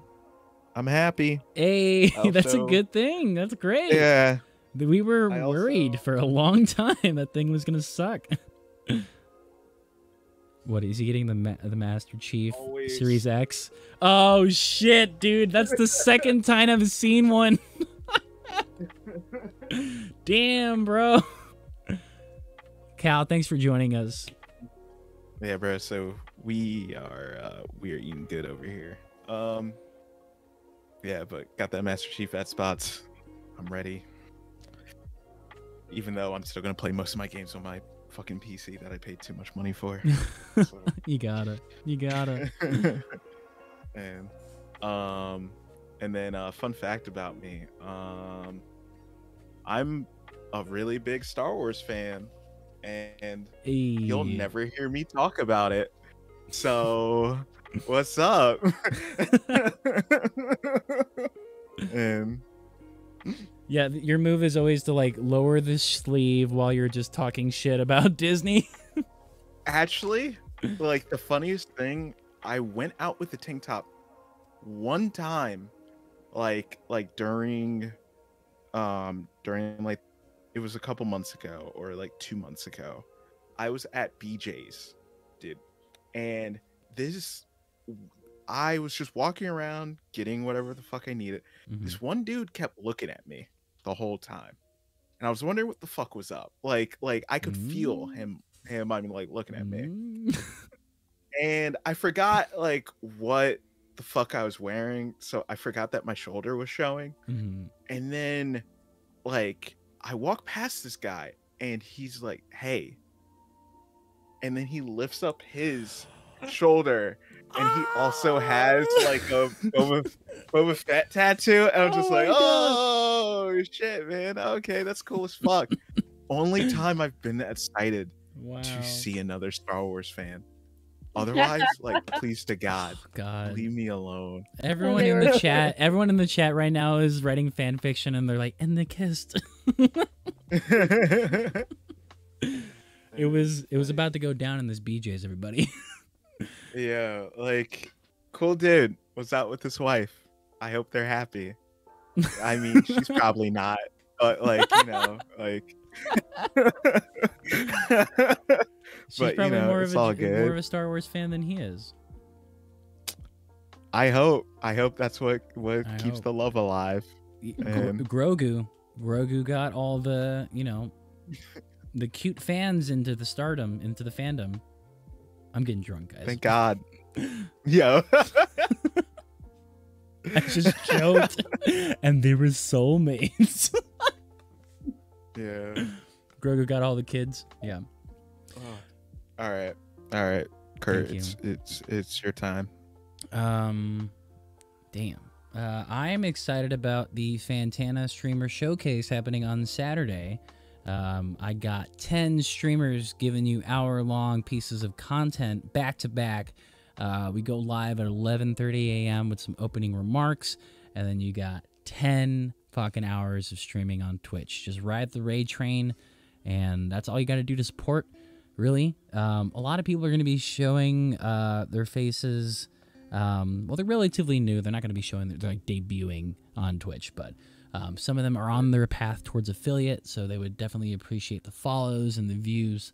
But it's going to be a really good time. Everybody that I got to sign up for the showcase is unbelievably talented. I'm so happy to call them friends.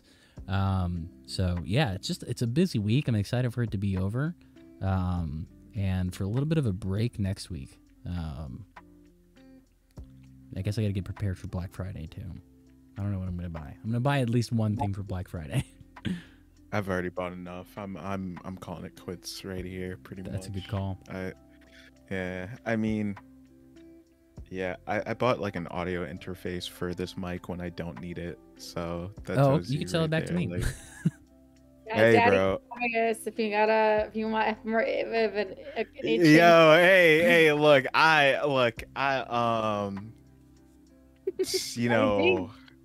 you know, I got money to give, but you know, I don't know, you know, I'm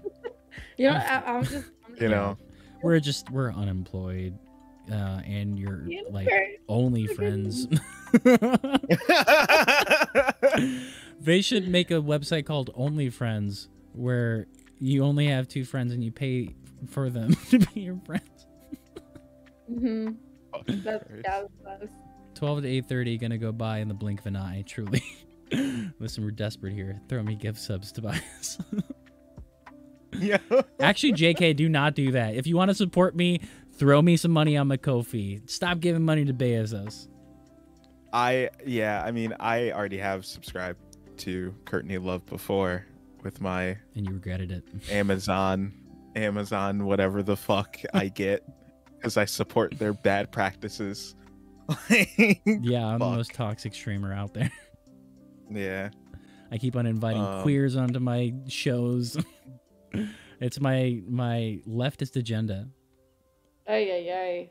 You hate to see it. I think I'm gonna go see French Dispatch finally on a matinee on Sunday.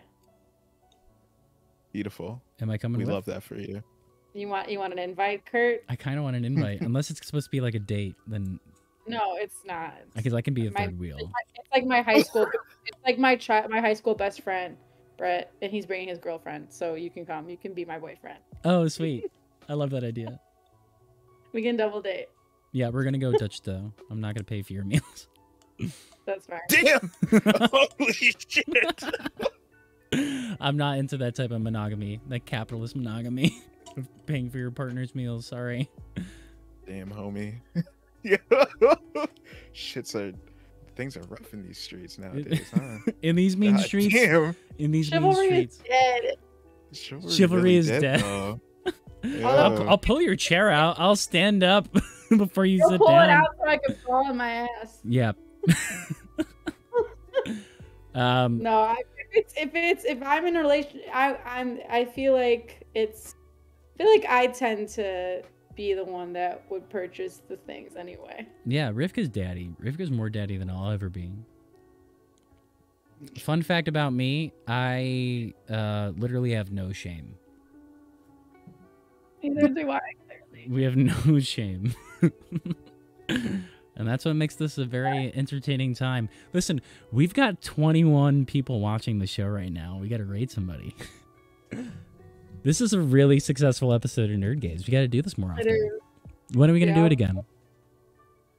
Let's do it soon. 2 weeks. 2 weeks? 2 weeks. All right. Guys, thanks so much for coming on the show.